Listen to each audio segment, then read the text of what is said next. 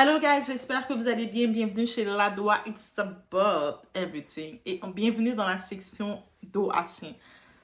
Notre section là, section installée, section sans filtre, on parle, on regarde des sujets, des sujets de relationnel, de tout, et puis on regarde qu'est-ce qu'on peut en ressortir avec tout ça, et puis on y va à un niveau. Quand on arrive dans cette section-là, on y va à un niveau. Vous pouvez même, dans cette partie-là, dans les commentaires, vous êtes libre aussi de donner vos propres témoignages personnels directs. Et il n'y a pas question de « Ah, mais c'est un petit peu un témoignage public ». Non, là, on est entre nous. Il n'y a pas de jugement. On est vraiment fermé, là. OK? On est vraiment dans le salon. Là, on n'est pas sur la terrasse seulement. On n'est pas sur le balcon. On n'est pas à l'entrée. On est à l'intérieur. Et quand tu es à l'intérieur, tu t'installes et tu regardes qu'est-ce qu'il y en est. On est là, sans perdre d'instant. Et on va parler d'un sujet sur les relations, l'amitié, ou ce qu'on appelle amitié, les relations, l'audace des gens. Et puis, comment je peux dire? Quand tu fais quelque chose, il y a l'effet boomerang, l'effet qui revient, l'effet du retour qui te revient toujours. Tu n'es pas en paix en sachant que tu as créé des larmes chez quelqu'un d'autre. Et aussi, il faut aussi vous apprendre à, quand vous êtes dans votre foyer, là, arrêtez d'ouvrir les portes à votre foyer à n'importe qui. Ah, mais rentre, ah, c'est mon ami, c'est ma soeur, ah, tu peux rentrer chez moi, tu es à l'aise, ah, tu sais, de toute façon... tu sais, c'est ma soeur, j'ai pas à m'inquiéter pour mon gars et dans mon foyer. Non, arrêtez de dire ça. Même dans la Bible, ça t'est écrit, tu ne vas pas tenter Dieu. Pourquoi tu vas tenter ton gars maintenant? Ah, girls, est-ce que j'ai dit votre Dieu est égal? Non. Mais arrêtez de vouloir tenter les choses. Et puis, comment vous pensez... Bref. On est là? On va regarder le tout ensemble et le sujet de tout ça.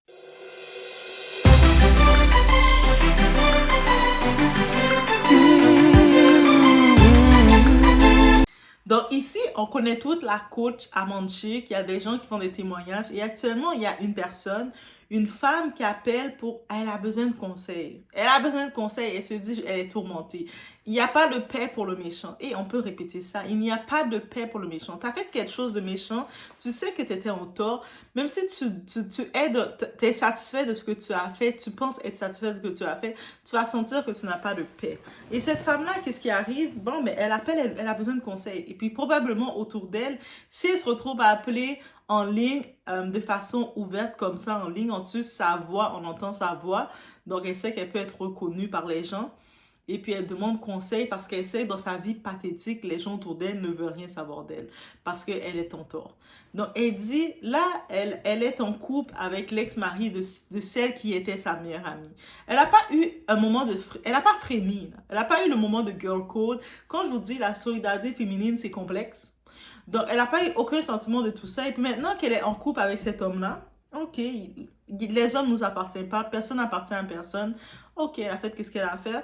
Mais elle se rend compte que, le paradis qu'elle pensait vivre avec cet homme-là, ce n'est pas ça. Peut-être quand elle voyait sa meilleure amie avec ce gars-là, le gars traitait sa meilleure amie d'une façon et puis elle s'est dit, ah, moi là, je mérite ce traitement-là, pas elle. Elle a fait tout ce qu'il fallait pour que son ami ne soit plus avec ce gars-là et puis venir le prendre par derrière. Et là, maintenant, elle se rend compte qu'elle n'a pas ce traitement-là parce que ce que Dieu avait laissé pour une, ça veut dire que tu vas avoir le même traitement. Et là, maintenant, elle se dit, ah, c'est le calvaire, je ne sais pas comment faire. Et puis, elle appuie sa meilleure amie pour lui demander conseil. Et au-delà de ça, quand tu as fini de faire quelque chose comme ça, c'est même plus ta meilleure amie que tu as pour demander conseil. Mais il n'y a plus personne autour qui veut te donner conseil. Le monde te regarde, il voit que tu es une vipère, il voit que tu es une grosse charrue. Plus personne ne veut te donner conseil. Guys, on s'entend. So, on va écouter un petit bout de tout ça. On y va, guys, on perd de ça. Ça veut dire quoi? Tu ne sais pas comment faire? Tu veux que vous m'en donnez des conseils? Mais quel conseil, ma chérie? Toi-même, tu te lèves volontairement, tu t'en vas voler. Et tu m'appelles, tu dis, je suis en train de voler, je sais que le vol n'est pas bon, mais qu'est-ce que je dois faire, ma chérie? Est-ce que tu es un enfant? Non, mais ma chérie, s'il te plaît, on pose pas, ma chérie, on pose pas des questions parce qu'il faut poser. Toi-même, si tu allais sortir l'ex-mari à ta meilleure amie, tu savais ce que tu faisais. Maintenant, moi, quel conseil je peux te donner dans ça, ma chérie? Faut assumer. C'est pas partout on demande conseil. Hein, ma chérie? Oui, merci. Quoi. Oui. Toi seul, tu as fait quelque chose, ta conscience est en train de te gronder, tu as venu, je ne sais pas comment faire. Attends, toi-même, tu sais que ce que tu es en train de faire n'est pas bon. Bon, moi, maintenant, j'ai donné quel conseil dans ça? Même si on dit. Allô?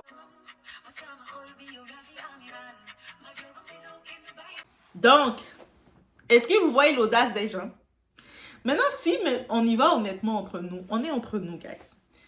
Vous donnerez quoi comme conseil à quelqu'un qui vient vous voir, qui a fini de faire un coup comme ça, qui vient vous voir, vous demander conseil? T'as pas besoin de conseils. Rendu là, quand tu fais ça, t'étais en pleine conscience de cause. Le méchant, il n'y a pas de paix pour le méchant.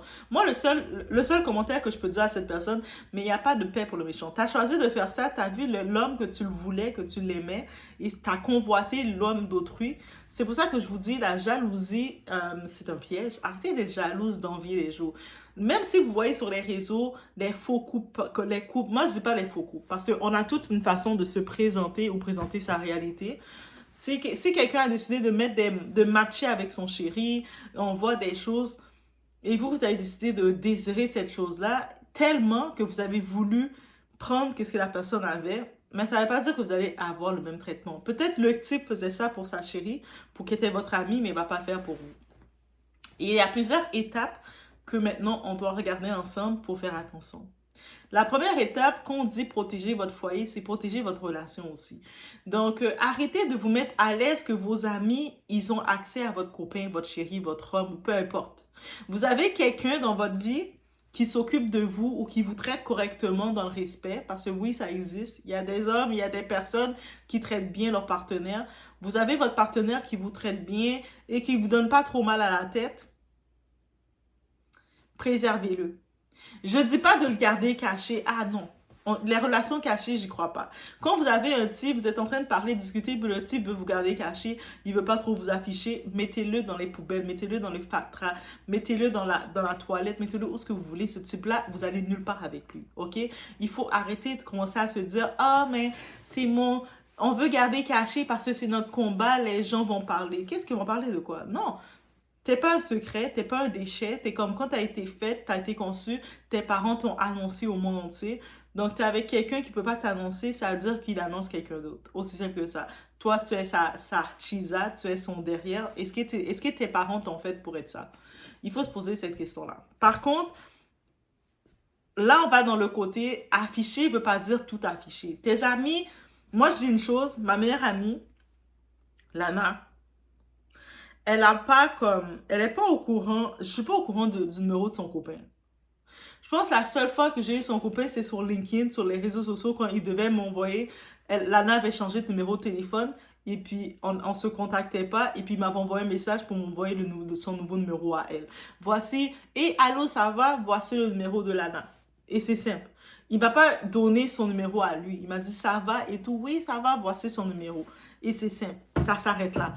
Donc, et c'est comme ça que c'est supposé être. Je n'ai pas à être en communication, en contact avec lui. Je suis la marraine de leur premier enfant, mon petit Léo, c'est mon filleul. Mais je sais c'est qui, je le connais, il est reconnu. Mais je n'ai pas à être en contact avec lui. Aussi simple que ça. C'est-à-dire, même quand on sortait, je me rappelle, on sortait, c'est Lana qui payait pour moi. Elle dans sa mentalité, elle n'acceptait pas non plus que lui paye. Par contre, moi, je me rappelle des fois, j'avais mon ex à l'époque.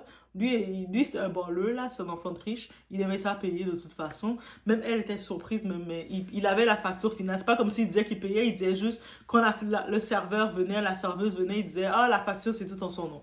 C'était comme ça qu'il était. Ah, je sais pas pourquoi, des enfants de riches, ils aiment ça faire ça. Mais bref.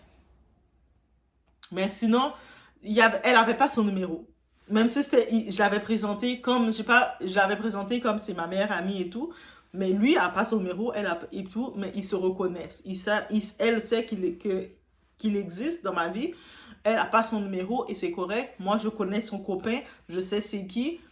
Et je n'ai pas à avoir le numéro de son copain et c'est correct. Les histoires que votre copine, soi-disant vos meilleurs amis ont le numéro de votre copain, on arrête ça tout de suite. Dans la vie adulte, on arrête ça tout de suite. Les histoires de commencer à confier à vos copines votre intimité à vos copains. Ah, mon copain là, il est tellement romantique avec moi. Il me fait des massages de pieds. Il me prépare, à chaque soir, il prépare mon bain chaud. Il met des petites bulles dedans. Hey, gardez ces choses-là pour vous. Vous savez pas votre copine comment elle galère et puis elle vous regarde là, elle est déjà en train d'avoir de l'envie. Vous créez de l'envie chez quelqu'un et des fois, il y a beaucoup de personnes qui font exprès de raconter autant juste pour créer de l'envie chez les gens. Hey, ou vous êtes dans votre foyer avec votre copain, vous invitez votre copine à n'importe quel moment. Non. Et je sais qu'il y en a certains qui vont être très directs dans ça. Quand la copine va venir avec une certaine tenue, elle va dire, tu vas pas rentrer chez moi habillée comme ça. Ah, mais là, t'es quoi? T'as peur pour ton gars? Tu sais, t'as pas confiance en ton gars? Non! Je suis pas là pour tenter mon gars. Mon gars est pas là pour être tenté dans sa propre maison. Toi, t'arrives comme une charrue, t'arrives comme une fille de rue, t'arrives comme n'importe quoi que tu veux. Et puis mon gars, je dois le tenter à tous les instants avec des tentations. Je suis pas là pour tenter mon gars. Même dans la Bible, ça dit, tu ne vas pas me tenter. Mais tu ne vas pas me tenter, ça va dans tous les points. Dans ta relation, tu ne vas pas tenter ton partenaire. Tu ne vas pas amener des tentations, des tentatrices. Même, on avait vu l'histoire de cette fille. Moi, j'appelle ça cet animal, cette conne. Même pas cet animal, cette petite conne qui s'est sentie à l'aise d'aller dans le date de son amie. Moi, je dis, pourquoi elle s'est sentie à l'aise de venir? Parce qu'elle venait courtiser. Elle avait un plan, elle voulait venir attraper le gars de son ami. Peut-être elle avait des intérêts sur ce gars-là, et ce qui l'a déçu, c'est que le gars l'a pas calculé, et à la fin, le gars a dit, je vais même pas payer pour toi. C'est ça qui l'a déçu. Le gars aurait payé pour elle, elle aurait été super contente, elle aurait même peut-être échangé son numéro, dire, hein? On échange les numéros, et puis on est frère, on beau-frère, on échange les numéros, comme si de rien n'était, puis après, tu vois que elle en profite pour dire, hé, en passant, tu sais, je sais pas comment tu fais pour rester avec elle. Elle t'a fait plein de choses. Elle était comme ça, comme ça. T'as une amie, là, t'as pas à parler comme ça avec mon gars, hein? On peut se retrouver, faire des jeux ensemble. Tu sais, on va jouer ensemble. Tu sais, des fois, on fait des événements de jeux et tout. Mais on se donne une limite et des distinctions. J'ai ma limite, t'as ta limite. La même façon que les amis de mon gars, ce ne sont pas mes amis. La même façon que mes amis ne sont pas tes amis. OK? Il n'y a pas de ah, mais là, on se partage. Non, il y a des limites. Chacun, on est des individus à part entière. On arrête le côté de ah, mais là, c'est ma chère. Et là, tout d'un coup, tu vois ta soeur, elle a échoué quelque chose dans sa vie. Elle s'est fait mettre dehors par toute sa famille parce qu'elle elle a un danger dans sa famille. Et tu peux venir dormir chez toi. Toi, t'es comme ah oui, tu peux venir, t'es ma soeur. Là, tu commences à la faire venir dormir chez toi dans la maison de ton gars. Et tu la vois, elle se promène en petite culotte dans la maison de ton gars, sans gêne. Et toi, t'es comme, mais tu peux pas te couvrir. Ben là, qu'est-ce qu'il y a? Tu t'inquiètes pour ton gars? T'as pas confiance en ton gars? Et parce qu'ils sont audacieuses comme ça. Yo, il faut arrêter ça. Des fois, on cherche nos problèmes nous-mêmes. Après qu'on voit, il y a des histoires de tromperie, tout ça, on comprend pas d'où ça vient. Mais c'est nous-mêmes qui avons cherché les problèmes. On cherche les problèmes tout seul. Il y a des fois, là, c'est nous-mêmes qui doivent avoir le discernement et dire, je vais pas mettre ma main dans le feu pour ensuite me plaindre que j'ai mis ma main dans le feu. Ah, mais le feu est tellement brûlant, ça m'a brûlé la main. Mais pourquoi t'as mis tes pattes dans le feu? Tu sais que le feu est brûlant. Donc, il faut se parler durement comme ça. Oui, on est dans la zone ici, là, on se parle dur comme ça. Mais on a toujours le sourire, donc ça va bien passer. Mais en vrai, c'est vraiment ça.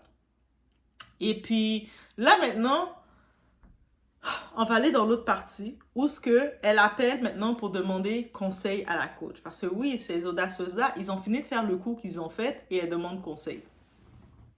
Donc, face à ça, j'ai deux réponses. Là, on va y aller par la première fois. Elle avait des attentes envers ce type-là, le mari de son amie, de sa meilleure amie. Elle a vu, elle a convoité, elle a eu de l'envie, tout ce que vous voulez. Elle a eu l'esprit de l'envie, l'esprit de la convoitise, l'esprit de jalousie. Elle a tout eu. Et elle a finalement eu le type. Et elle se rend compte que, mais tout ce qu'elle voyait, c'était des illusions. Elle voyait le gars, quand il sortait, le gars payait, mais elle ne savait pas que le gars payait parce que son ami l'avait prêté sa carte. C'était sur la carte de son ami qui payait. Elle voyait le gars qui avait l'air galant, il était super charmant, il achète son auto et puis il les conduit tout le temps, mais elle ne savait pas que c'est son ami qui l'avait aidé à payer son crédit. Donc, quand tu vois quelque chose, tu n'es pas au courant de tous les détails, mais tu commences déjà à être jalouse. C'est pour ça qu'il faut arrêter. Hein? Il faut arrêter d'envier les gens pour n'importe quoi. Tu vois quelqu'un qui est là, qui s'affiche, même si la personne s'affiche, oh regarde, j'ai la vie de luxe, je voyage tout le temps, mais tu sais pas derrière l'envers du décor. Arrêtez d'envier les gens et puis ayez de la gratitude dans votre propre vie. Même si oui, tu vas dire, ok, moi j'ai voyagé en classe économique et puis l'important c'est de voyager du point A au point B. Pour moi c'est ça, là, ça fait longtemps que je n'ai pas voyagé, là, c'est tout. La personne qui voyage en classe classique, en classe, pas classique, est-ce que ça existe classique, en classe affaires, en business class, en classe de luxe et première classe, oui, tu les vois, ils kiffent. C'est correct, ils ont le droit de kiffer, ils kiffent bien. Mais est-ce que et je me dis, quand je suis en position, c'est moi qui est là, je kiffe aussi.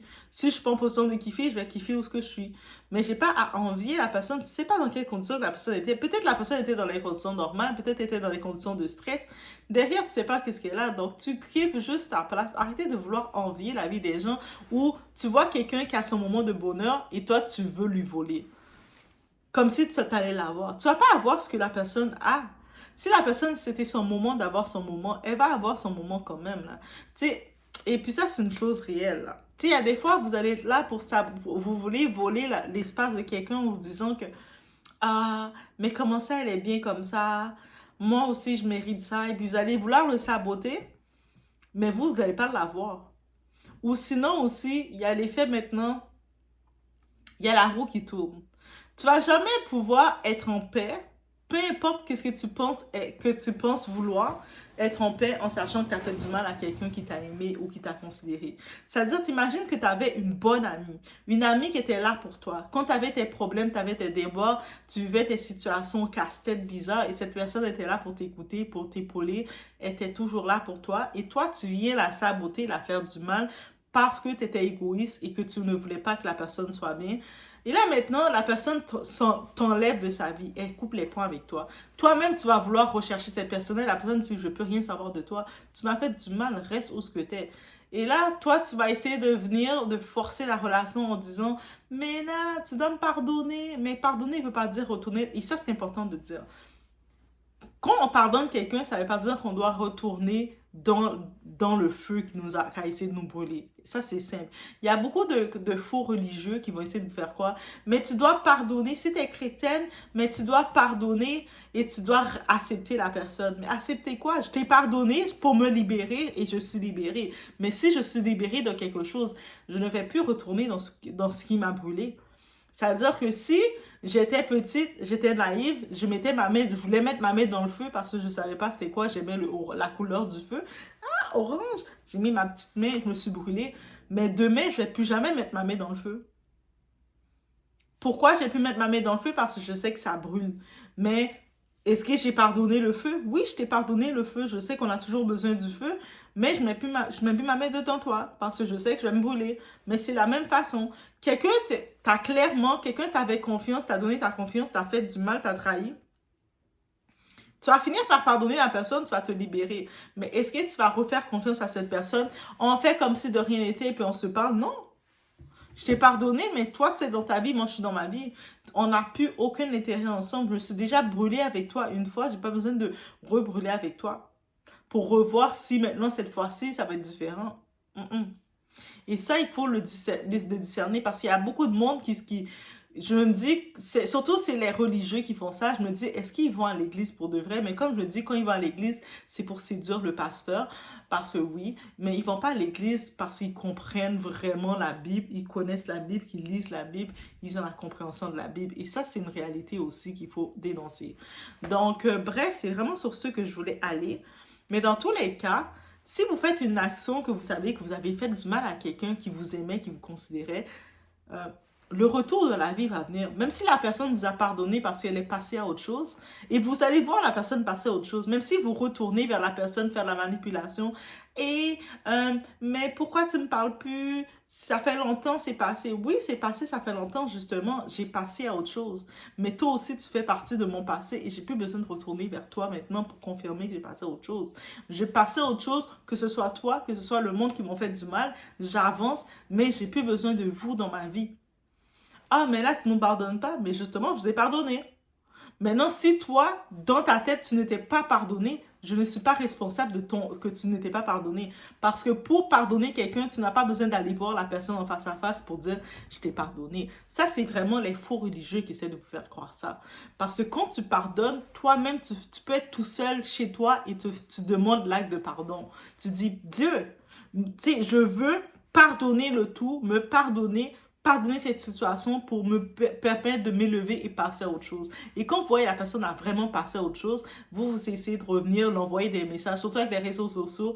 Combien de messages de personnes j'ai reçus en disant, mais pour, hey, ça va. Mais après, quand tu vois que la personne ne reçoit pas de réponse ou des fois tu reçois des techis, parce que j'ai cette faculté en moi que quand je passe à autre chose, que je t'enfonce au fond de ma mémoire, je suis capable de faire un repose en paix, rest in peace, comme si dans ma tête t'es décédé. Et puis quand je vois un fantôme de mon passé qui vient m'écrire, je prends du temps à me rappeler. Des fois, je me rappelle même plus pourquoi on se parlait plus, mais je sais qu'on se parlait plus, c'est pour une raison. Et puis, je suis comme, ok, t'es qui? Toi, t'es comme, hey, tu te rappelles plus de moi? Mais ouais, t'es vraiment décédé. Je parle plus aux morts. Et tu dis, hey, est-ce qu'il était méchant? Tu ne nous parles plus? Non, mais c'est parce que si à un moment dans ma vie, on s'était parlé et puis les ponts ont été coupés complètement, c'est parce que tu m'as fait quelque chose. Ou il y a quelque chose qui s'est passé qui a fait que la déconnexion s'est faite complète. Parce que moi, je crois des fois que c'est possible. Tu peux être proche de quelqu'un, pour une raison quelconque, on doit se séparer pour se retrouver. Mais ça, dans ce cas-ci, je ne vais pas t'oublier. On va toujours avoir en mémoire ensemble. Et quand on se revoit, même si des fois ça peut faire 3-4 ans, il y a du monde, je me rappelle, il y a une fille, j'avais fait 4 ans, on s'était plus vus. On avait eu, je sais pas si c'était des altercations, mais chacun on était de notre côté, on avait nos propres situations.